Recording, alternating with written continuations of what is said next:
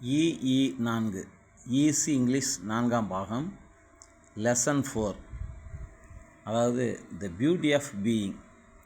Being அப்படிங்கிறது ஒரு பேசிக் அடிப்படை வார்த்தை. பி என்றால் இரு என்று அர்த்தம். பீயிங் என்றால் இருத்தல் என்று அர்த்தம். அப்போ நான் சாப்பிடுகிறேன் அப்படின்னா சாப்பிடு கூட்டல் இருக்கிறேன், இந்த ரெண்டும் சேர்ந்தால் தான் சாப்பிடுகிறேன். சாப்பிட்டு கொண்டு இருக்கிறேன், அதில் ஒரு இருக்கிறேன் இருக்கிறது. சாப்பிட்டு இருக்கிறேன், எப்போ சாப்பிட்டியா? சாப்பிட்ருக்கேன், அங்கே நான் போயிருக்கேன், அதில் இருக்கிறேன் என்கின்ற ஒரு வார்த்தை இருக்குது. சாப்பிட்டு கொண்டே இருக்கிறேன், அவன் தின்னுக்கிட்டே இருக்கான் அப்படிங்கும்போது அந்த இருக்கிறேன் இருக்கிறான் என்கின்ற வார்த்தை திரும்ப திரும்ப வருது. ஸோ நம்ம எந்த டென்ஸ் படித்தாலும் அதில் இருக்கிறேன் என்கின்ற வார்த்தை வரத்தான் செய்யும். இருக்கிறேன், இருந்தேன், இருப்பேன், இப்படி ஏதாவது ஒரு மாடலில் அந்த இரு என்கிற வார்த்தை இல்லாத வாக்கியமே இருக்காது. எனவே நாம் அந்த பியூட்டி ஆஃப் பீயிங், இரு அல்லது இருத்தல் என்பதை பற்றி நம்ம இந்த கிளாஸில் ரொம்ப சீரியஸாக பார்க்க போகிறோம். இது மிக மிக ஒரு அருமையான வகுப்பு. இதை நீங்கள் ரொம்ப கவனமாக பார்க்கணும். அதாவது பி அப்பன், பி தான் தகப்பன், அதிலிருந்து உருவானவை தான் ஆம். இது ஐக்கு மட்டும்தான் வரும், ஐங்கிற வார்த்தைக்கு மட்டும்தான் ஆம் வரும், ஐ ஆம். அப்புறம் பன்மை வார்த்தைகள் எல்லாத்துக்கும் ஆர் வரும், ஒருமை வார்த்தை எல்லாத்துக்கும் இசு வரும். ஏற்கனவே ஒருமை பன்மை ஒரு பட்டியல் போட்டு நான் உங்களுக்கு கொடுத்துருக்குறேன், அதை நீங்கள் ஞாபகம் வச்சுக்கோங்க. இதை வச்சு நீங்கள் சொந்தமாக நீங்கள் பார்க்குற பொருளெல்லாம் ஒருமைனா இஸ் போடுங்க, பன்மைனா ஆர் போடுங்க, ஐக்கு ஆம் போடுங்க. அவ்வளோதான், இங்கிலீஷ் முடிஞ்சுது. முக்கியமான பகுதியை முடிச்சிட்டோம். இதை போல் உங்களுக்கு ஈஸியாக நான் கற்று வந்துக்கிட்டே இருப்பேன். அங்கே பாருங்கள், ஐயாம் நான் இருக்கிறேன். அப்புறம் விஆர் பன்மை, வி பன்மை, அதனால் ஆர் வருது. ஐக்கு ஆம் மட்டும்தான் வரும், வி பன்மை ஆர் வருது. ஸோ நாங்கள் இருக்கிறோம். இப்போ இந்த இருக்கி அப்படிங்கிறதான் முக்கியமான வார்த்தை, அந்த பி குடும்பத்தினுடைய வார்த்தை. இருக்கின்றேன், அந்த இன் நமக்கு இருக்கலாம் இல்லாமல் இருக்கலாம், அதனால நான் அதை கண்டுக்கிடலை. அதை சோப்பு லெட்டரில் போட்டு அதை நம்ம தேவைப்பட்டால் யூஸ் பண்ணிக்கலாம், தேவையில்லைன்னா வேண்டாம். அப்புறம் யூ ஆர், நீ இருக்கி ராய்.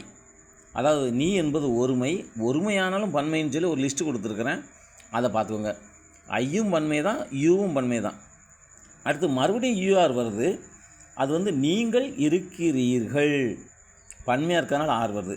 அப்புறம் தே பன்மை தே ஆர், தீஸ் பன்மை தீஸ் ஆர். அவர் தே ஆர் அவர்கள் இருக்கிறார்கள், தீஸ் ஆர் இவைகள் இருக்கின்றன, தோஸ் ஆர் அவைகள் இருக்கின்றன. இந்த ஆர் வந்ததெல்லாம் பன்மை, ஞாபகம் வச்சுக்கோங்க. அப்புறம் நம்ம ஒருமைக்கு வரோம். ஹீ இஸ் அவன் இருக்கிறான், இருக்கின்றான், இன் போடலாம் போடாமல் இருக்கலாம். அப்புறம் ஷீ இஸ் அவள் இருக்கிறாள், இட் இஸ் அது இருக்கிறது, திஸ் இஸ் இது இருக்கிறது, தேட் இஸ் அது இருக்கிறது. இப்போ நீங்கள் சொந்தமாக எழுதலாம். இப்போ நீங்கள் பார்க்குறதெல்லாம் ஒரு நோட்டை பார்க்குறீங்க, இந்த இடத்துல ஒரு நோட்டு, நோட் இஸ் எழுத்து ஏன்னா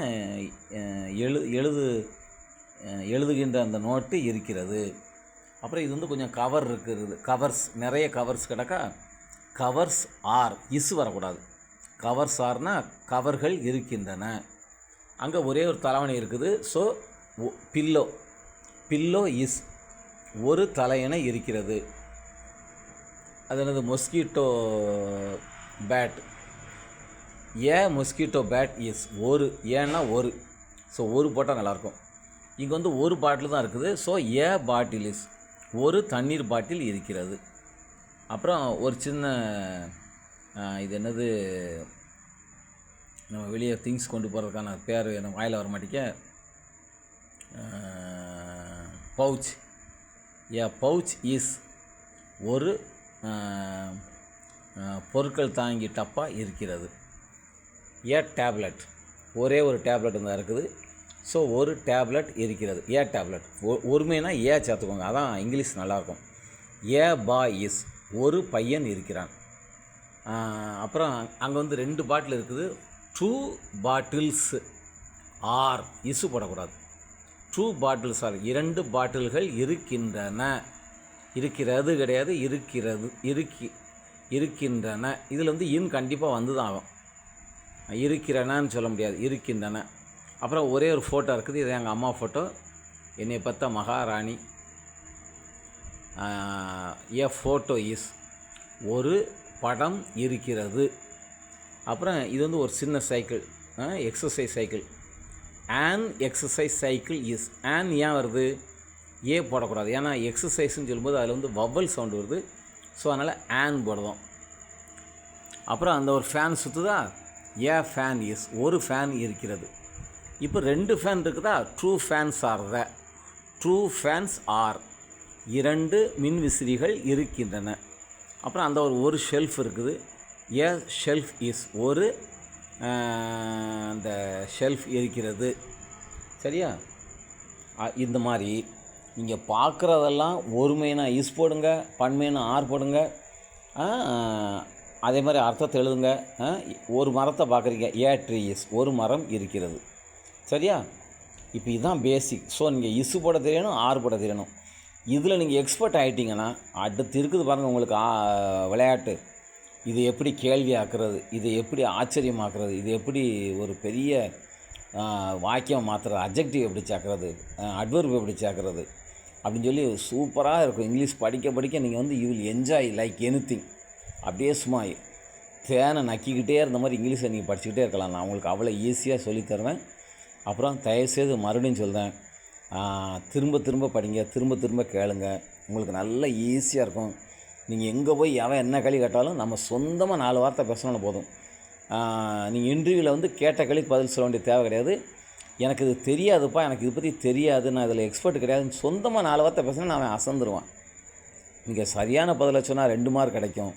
ஆனால் சொந்தமாக தெரியாதுன்னு சொந்தமான உங்களுடைய ஓன் இங்கிலீஷில் பேசும்போது உங்களுக்கு 4 மார்க் கிடைக்கும், உங்களுக்கு வேலை கிடைக்கும். அதை ஞாபகத்தில் வச்சுக்கோங்க. அப்புறம் இங்கிலீஷ் தெரியலை, கஷ்டமாக இருக்குன்னு சொல்கிறவங்களுக்கு இதெல்லாம் சப்ஸ்கிரைப் பண்ண சொல்லி அவங்கள வந்து இதெல்லாம் படிக்க சொல்லுங்கள். நீங்கள் எனக்கு வந்து ஃபீஸ்லாம் கட்ட முடியாது, ஏன்னா நான் வந்து ஃப்ரீயாக தான் போட்டுக்கிட்டு இருக்கேன். நீங்கள் எனக்கு ஃபீஸ் கட்டணும் அல்லது எனக்கு ஏதாவது ஒரு சப்போர்ட் பண்ண நினச்சிங்கன்னா எனக்கு நிறைய சப்ஸ்கிரைபர் பிடிச்சிட்டாங்க. இப்போ தான் நான் வந்து ஆரம்பித்து 1 வருஷத்துக்கிட்ட ஆகுது. 70 பேரை பிடிச்சிருக்கிறேன். 70 பேரும் தானாக சேர்ந்த கூட்டம். நானாக யாரையும் கட்டாயப்படுத்தலை, அவங்களா விரும்பி இந்த ஃபாதர் இப்படி அனுப்பியிருக்காங்க, இதை பாருங்கன்னு சொல்லி எனக்கு சப்ஸ்கிரைபர் டெய்லி ஒன்று ஏறிக்கிட்டே இருக்குது. ஸோ நீங்கள் அதில் கொஞ்சம் ஹெல்ப் பண்ணலாம், மறந்துடாங்க.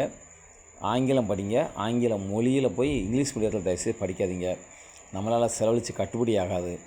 தமிழ் மீடியத்தில் படிங்க, நல்ல புத்திசாலிகள் இருப்பாங்க. தமிழ் மீடியத்தில் படிக்கிறவனை வந்து ஒரு கோழியை பிடிக்க சொல்லுங்கள், அழகாக கோழியை பிடிச்சிருவான். இங்கிலீஷ் மீடியத்தில் படிக்கிறவனை வந்து கோழியை பிடிக்க சொல்லுங்கள், கோழியை பிடிக்கவே முடியாது. ஏன்னா இதுவும் ஒரு கோழி எப்படி இன்னொரு கோழியை பிடிக்க முடியாது. சரியா? பிராய்லர் கோழி மாதிரி கூண்டுக்குள்ளே போட்டு அடைச்சி வாயில் கரெக்டாக டயத்துக்கு சாப்பாட்டை போட்டு தண்ணியை ஊற்றி தூங்க சொல்லி எந்திரிக்க சொல்லி டையை மாட்டி ஷூவை மாட்டி வண்டியில் ஏற்றி வீட்டுக்குள்ளே கொண்டாந்து வண்டியை விட்டுட்டு போவோம். வண்டியில் வந்து பிள்ளையை கொண்டாந்து விட்டுட்டு போகிறாங்க. இந்த பிள்ளை எப்படி உருப்படும், எப்படி கஷ்டப்படும் நாளைக்கு? ஒரு ஆஸ் எ புருஷன், ஒரு புருஷனாக, ஆஸ் எ ஒய்ஃப், ஒரு மனைவியாக எப்படி கஷ்டப்பட்டு உழைப்பாங்க? ஒரு கலையும் தெரியாது, வெந்நி போட தெரியாது, காஃபி போட தெரியாது, உப்புமா கிண்ட தெரியாது, ஒன்றும் தெரியாது. நம்ம எதாவது சொல்லிட்டோம்னா ஐயோ கொடுமைப்படுத்துகிறாங்க, நான் படித்த படிப்புக்கு கலெக்டராகி இருந்திருப்பேனே அப்படிம்பாங்க. நீ கலெக்டராகி கிழிச்சதெல்லாம் எங்களுக்கு தெரியாது. விளக்குமாறு ஒரு கிளாஸ் வெந்நியை போட தெரியலை, இதில் கலெக்டராக இருப்பாங்களாம். சரியா? அதனால் நம்ம அதை பற்றி ரொம்ப நக்கலாக கிண்டலாக நான் பேசுகிறேன்னு நினைக்காதீங்க. இங்கிலீஷ் வந்து ஒரு சாதாரண மொழி. You know 1 language, you are 1 man. You know 2 languages, you are 2 men. You know 3 languages, you are 3 men. உனக்கு 3 மொழிகள் தெரியும்னா நீ வந்து 3 மனுஷனுக்கு சமம். ஆகவே இதை ஞாபகத்தில் வச்சுக்கோங்க. நன்றி. Good night. உங்களுக்கு எதாவது டவுட்டு, எதுவும் கிளாஸில் நீங்கள் சொந்தமாக எழுதிருக்கீங்க, அது ரைட்டாக தப்பான்னு தெரியணும்னா இதே நம்பருக்கு வாட்ஸ்அப்பில் ஃபோட்டோ எடுத்து அனுப்புங்க. நான் அதை ரைட்டாக தப்பாக அதில் எப்படி சொல்லலாம்னு சொல்லி நான் உங்களுக்கு அனுப்புகிறேன். தயவுசெய்து நான் நடத்துகிறத வச்சு மட்டும் ஹோம்ஒர்க் எழுதுங்க. சரியா? நான் இப்போ வந்து ஐஎம்னா நான் இருக்கிறேன், இதைத்தான் நீங்கள் வந்து ட்ரை பண்ணணும். நீங்கள் பாட்டுக்கு ஐஎம் ஈட்டிங், நான் சாப்பிட்டு கொண்டு இருக்கிறேன்னு சொல்லி எழுதக்கூடாது. சொன்னீங்கன்னா உங்களுக்கு -மார்க், அரை வெளுத்து போடுவேன். நன்றி.